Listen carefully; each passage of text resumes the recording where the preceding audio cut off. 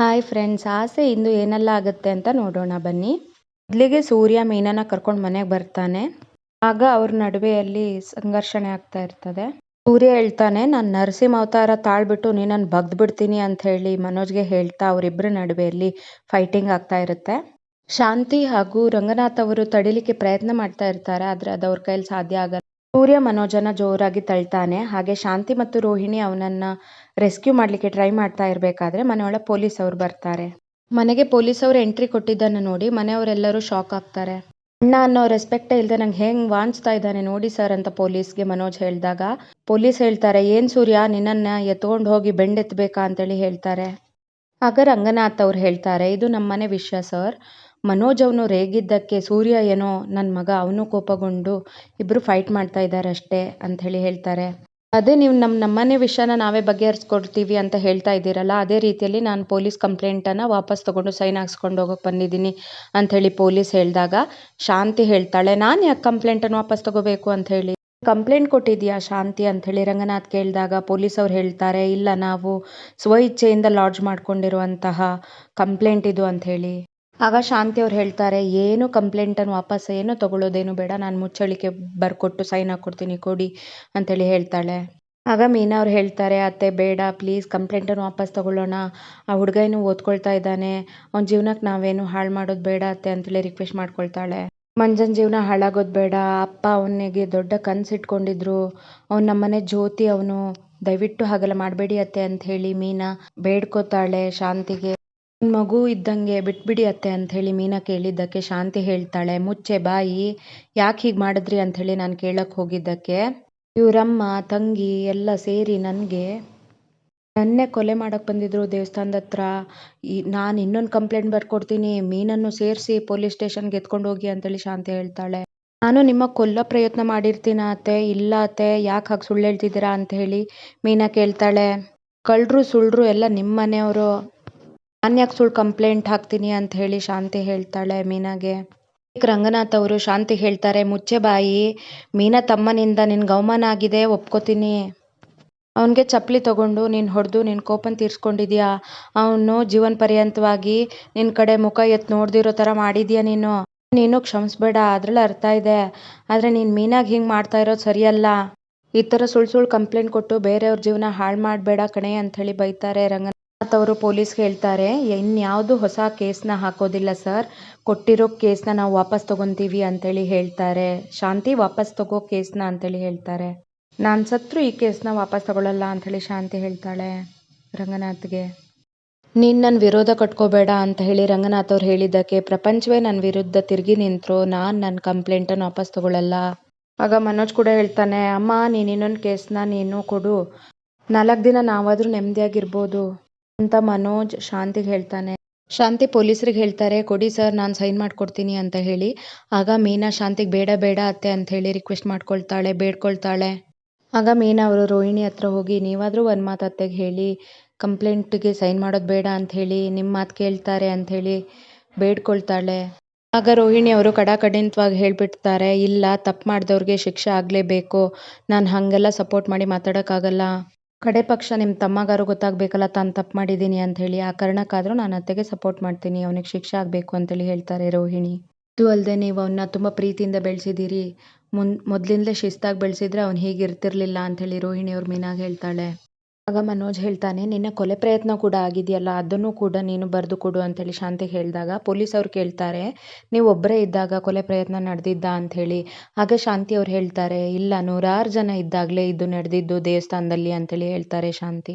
Police ಅವ್ರು ಹೇಳ್ತಾರೆ, ನಿಮ್ಮ ಮೇಲೆ ಹಲ್ಲೆ ನಡೆದಿದೆಯಲ್ಲ, ಅದಕ್ಕೆ ಬೇರೆ ಯಾರಾದರೂ ಸಾಕ್ಷಿ ಇದ್ದಾರಾ ಅಂತ ಕೇಳಿದಾಗ ಹೇಳ್ತಾರೆ, ಇಲ್ಲ ಇಲ್ಲ ಎಲ್ಲ ಮೀನಾ ಕಡೆಯವರೇ ಇದ್ದಿದ್ದು, ನನ್ನ ಕಡೆಯವ್ರು ಯಾರೂ ಇರಲಿಲ್ಲ ಅಂಥೇಳಿ ಶಾಂತಿ ಅವ್ರು ಹೇಳ್ತಾರೆ. ನೀನು ತಪ್ಪು ಮಾಡ್ತಿದ್ಯಾ ಅಂಥೇಳಿ ರಂಗನಾಥ್ ಅವ್ರು ಹೇಳಿದಾಗ ಕೊಡ್ಲಿಯಲ್ಲಿ ಹೋಗಬೇಕಿತ್ತು, ಆದರೆ ಅದು ಹೋಗಲಿಲ್ಲ, ಅದಕ್ಕೆ ನಾನೀಗ ರಂಪ ಮಾಡ್ತಾ ಇದ್ದೀನಿ ಅಂತೇಳಿ ಶಾಂತಿ ಅವ್ರು ಹೇಳ್ತಾರೆ. ಶಾಂತಿ ಅವರು ಕೊಡಿ ನಾನು ಸೈನ್ ಮಾಡ್ಕೊಡ್ತೀನಿ ಅಂತೇಳಿ ಪೊಲೀಸ್ ಅವರಿಗೆ ಹೇಳಿದಾಗ, ಬೇಡ ಅನ್ಯಾಯವಾಗಿ ನೀನು ಪಾಪ ಕೂಪಕ್ಕೆ ಬೀಳ್ತಾ ಇದೆಯಾ ಅಂಥೇಳಿ ರಂಗನಾಥ್ ಅವ್ರು ಹೇಳ್ತಾರೆ. ನೀನು ಸಮಾಧಾನ ತಗೋ ಅಂಥೇಳಿ ರಂಗನಾಥ್ ಅವರು ಎಷ್ಟು ಸಮಾಧಾನ ಮಾಡಿದ್ರು ನನ್ನ ಕೈಲಿ ಸಾಧ್ಯನೇ ಇಲ್ಲ, ಸಮಾಧಾನ ಆಗೋದೇ ಇಲ್ಲ ಅಂಥೇಳಿ ಶಾಂತಿ ಅವರು ಕಿರ್ಚಾಡ್ತಾರೆ. ಸೈನ್ ಮಾಡಬೇಡ ಅಂತ ಹೇಳಿ ರಂಗನಾಥ್ ಅವರು ಎಷ್ಟೇ ಪ್ರಯತ್ನ ಪಟ್ರು ಶಾಂತಿ ಅವ್ರ ಮಾತು ಕೇಳದೆ ಪೊಲೀಸ್ ಅವ್ರ ಹತ್ರ ಪತ್ರಕ್ಕೆ ಸೈನ್ ಮಾಡೇ ಬಿಡ್ತಾರೆ. ಆಗ ಮೀನಾ ಅವರು ಮೌನವಾಗಿ ಬೇಡ ಬೇಡ ಅಂತ ಹೇಳಿ ಶಾಂತಿ ಅವ್ರನ್ನ ಕಾಲ್ ಹಿಡ್ಕೊಂಡ್ರು ಕೂಡ ಅವ್ರ ಮಾತನ್ನ ಕೇಳೋದೇ ಇಲ್ಲ. ಮೀನಾ ಅವರು ಮತ್ತೆ ಅತ್ತೆಯಲ್ಲಿ ಬೇಡ್ಕೊಳ್ತಾರೆ, ಪ್ಲೀಸ್ ಅತ್ತೆ, ಅವನು ಒಂದು ವೇಳೆ ಜೈಲಿಗೆ ಹೋಗಿ ಬಂದರೆ ಅವನ ಬದುಕೆ ಹಾಳಾಗುತ್ತೆ ಅಂತ ಹೇಳಿ ಎಷ್ಟು ಬೇಡ್ಕೊಳ್ತಾರೆ. ನೀವೇನೇ ಶಿಕ್ಷೆ ಕೊಟ್ಟರು ನಾನು ಅನುಭವಿಸ್ತೀನಿ ಅಂತ ಹೇಳಿ ಮೀನಾ ಅವ್ರು ಹೇಳ್ತಾರೆ, ಗೋಗೋರಿತಾರೆ. ನನ್ನ ಪ್ರಾಣ ಬೇಕಾದ್ರೂ ಬಿಟ್ಬಿಡ್ತೀನಿ, ಅವನ ಜೀವನ ಮಾತ್ರ ಹಾಳು ಮಾಡಬೇಡಿ ಅತ್ತೆ ಅಂತ ಹೇಳಿ ಬೇಡ್ಕೊಳ್ತಾಳೆ. ನನ್ನ ನಿಮ್ಮ ಮಗಳು ಅಂತ ಅನ್ಕೊಳ್ಳಿ ಪ್ಲೀಸ್ ಅಂತ ಹೇಳಿ ಮೀನಾ ಶಾಂತಿಗೆ ಹೇಳ್ತಾಳೆ. ಆಗ ಶಾಂತಿ ಫುಲ್ ಫ್ಲ್ಯಾಶ್ ಬ್ಯಾಕಲ್ಲಿ ನೆನ್ಪು ಮಾಡ್ಕೊಳ್ತಾಳೆ ರಂಗನಾಥ್ ಅವ್ರಿಗೆ ಮೀನಾ ಹೇಳಿದ್ದು, ಶಾಂತಿ ಮತ್ತು ಮನೋಜ್ ಅವರಿದ್ದ ಮಗ ಇದ್ದ ಜಾಗ ನಾನು ನೋಡಿದೆ ಅಂತ ಹೇಳಿದ್ದು, ಅದೇ ರೀತಿಯಲ್ಲಿ ಈ ಹಿಂದೆ ನಮ್ಮ ಅಪ್ಪನ ಬಗ್ಗೆ ಮಾತಾಡೋ ಅಧಿಕಾರ ನಿಮ್ಗಿಲ್ಲ ಅಂತ ಹೇಳಿದ್ದು, ಹೀಗೆ ಹಿಂದೆ ನಡೆದಿದ್ದ ಘಟನೆಗಳನ್ನೆಲ್ಲ ನೆನ್ಪು ಮಾಡ್ಕೊಳ್ತಾರೆ. ಅದೇ ರೀತಿಯಲ್ಲಿ ಮೀನಾ ಅವರು ತಮ್ಮ ತಾಳಿ ಸರನ ಬಿಚ್ಚಿಟ್ಟಿದ್ದು, ಅದೇ ರೀತಿಯಲ್ಲಿ ರಂಗನಾಥ್ ಅವರು ಮನೋಜ್ಗೆ ಹೊಡೆದಿದ್ದು, ಇದೇ ರೀತಿಯಲ್ಲಿ ಹಿಂದೆ ನಡೆದಿದ್ದ ತುಂಬ ಘಟನೆಯನ್ನೆಲ್ಲ ನೆನ್ಪು ಮಾಡಿಕೊಂಡು ಕೋಪಗೊಳ್ತಾರೆ. ಎಲ್ಲ ಕೋಪನೂ ನೆನ್ಪು ಮಾಡಿಕೊಂಡು ಸಿಟ್ಟಲ್ಲಿ ಪೊಲೀಸ್ ಅವ್ರು ಕೊಟ್ಟಿರೋ ಪತ್ರಕ್ಕೆ ಸೈನ್ ಹಾಕ್ಬಿಡ್ತಾರೆ ಶಾಂತಿ. ಆಗ ಮನೆಯಲ್ಲಿರೋ ರಂಗನಾಥ್ ಅವರು ಹಾಗೆ ಮನೆ ಮಂದಿ ಎಲ್ಲ ಶಾಕಲ್ಲಿ ನೋಡ್ತಾ ಇರ್ತಾರೆ. ಆಗ ಮೀನಾ ಕುಸ್ತು ನೆಲಕ್ಕೆ ಬಿದ್ದು ಅಳ್ತಾ ಇರ್ತಾರೆ. ಸೂರ್ಯ ಸಮಾಧಾನ ಮಾಡಲಿಕ್ಕೆ ಪ್ರಯತ್ನ ಪಡ್ತಾ ಇರ್ತಾನೆ. ಕಂಪ್ಲೇಂಟ್ ಪೇಪರ್ಗೆ ನಾನು ಸೈನ್ ಹಾಕಿದ್ದೀನಿ, ಹುಚ್ಚನಾಯಿ ಥರ ಎಳ್ಕೊಂಡು ಹೋಗಿ ಪೊಲೀಸ್ ಸ್ಟೇಷನ್ಗೆ ಹಾಕಿ ರುಬ್ಬಿ ಅವನಿಗೆ ಅಂತ ಹೇಳಿ ಶಾಂತಿ ಕೋಪದಲ್ಲಿ ಹೇಳ್ತಾರೆ.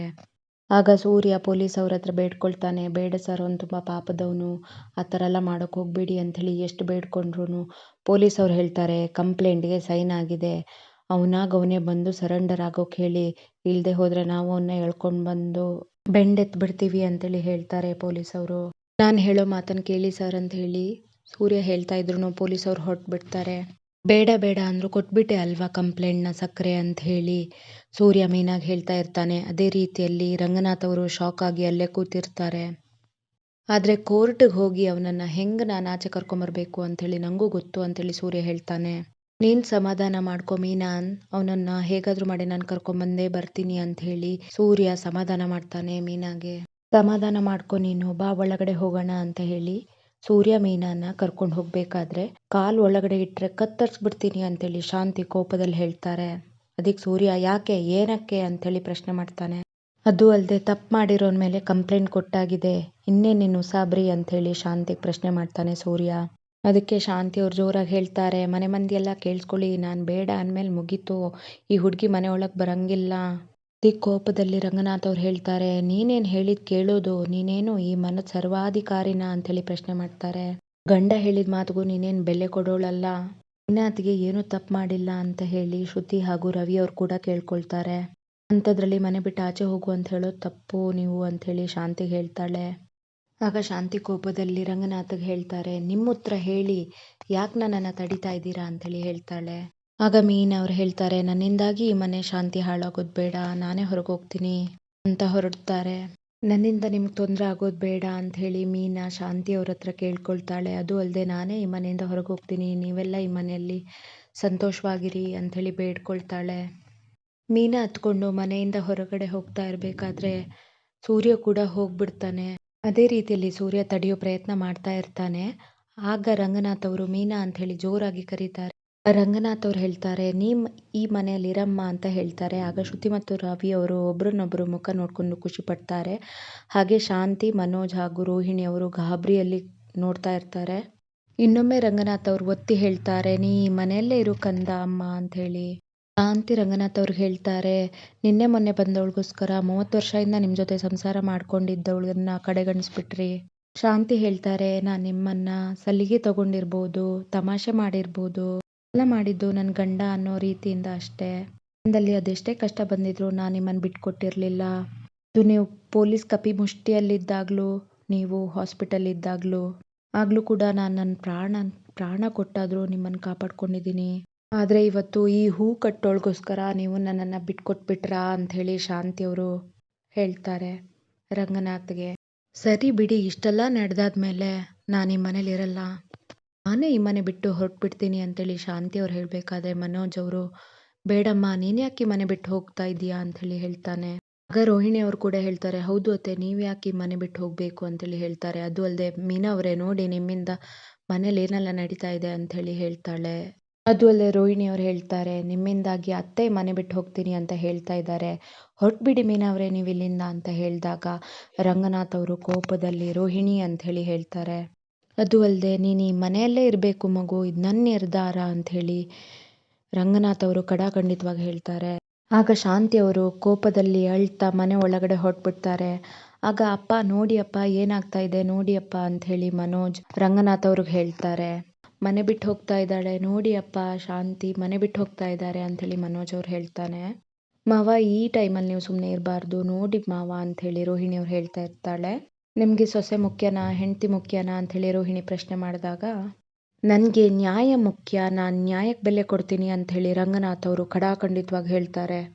ಶಾಂತಿ ಕೋಪದಲ್ಲಿ ಬರ್ತಾ ಇರೋದನ್ನು ನೋಡಿ ಅಮ್ಮ ಅಮ್ಮ ನೀನು ಈ ಮನೆ ಬಿಟ್ಟು ಹೋಗಬೇಡ ಅಂತ ಹೇಳಿ ಮನೋಜ್ ಅವರು ಹೇಳಿದಾಗ, ಈ ಮನೆ ರಿಜಿಸ್ಟ್ರೇಷನ್ ಪೇಪರಲ್ಲಿ ಮಾತ್ರ ನನ್ನ ಹೆಸರಿರೋದು, ನನ್ನ ಮನೇಲಿ ನಾಯಿ ನರಿಗಳೆಲ್ಲ ಇರ್ತಾರೆ, ಇಂಥ ಮನೆಯಲ್ಲಿ ನಾನು ಇರೋಕ್ಕಾಗಲ್ಲ, ನಾನು ಇಲ್ಲೇ ಇದ್ದರೆ ನಂಗೆ ಬೆಲೆನೇ ಇಲ್ಲ ಅಂಥೇಳಿ ಶಾಂತಿ ಹೇಳ್ತಾ ಇರಬೇಕಾದ್ರೆ ರಂಗನಾಥ್ ಅವ್ರು ಕೇಳ್ತಾರೆ, ಮನೆ ಮಾತ್ರ ಬಿಟ್ಟು ಹೋಗ್ತಾ ಇದೆಯಾ ಅಥವಾ ಮನಸ್ಸನ್ನು ತೊಗೊಂಡು ಹೋಗ್ತಾ ಇದೆಯಾ ಅಂಥೇಳಿ ಹೊಸ್ಲು ದಾಟೋ ಮುಂಚೆ ಯೋಚನೆ ಮಾಡು ಅಂಥೇಳಿ ರಂಗನಾಥ್ ಅವ್ರು ಹೇಳ್ತಾರೆ.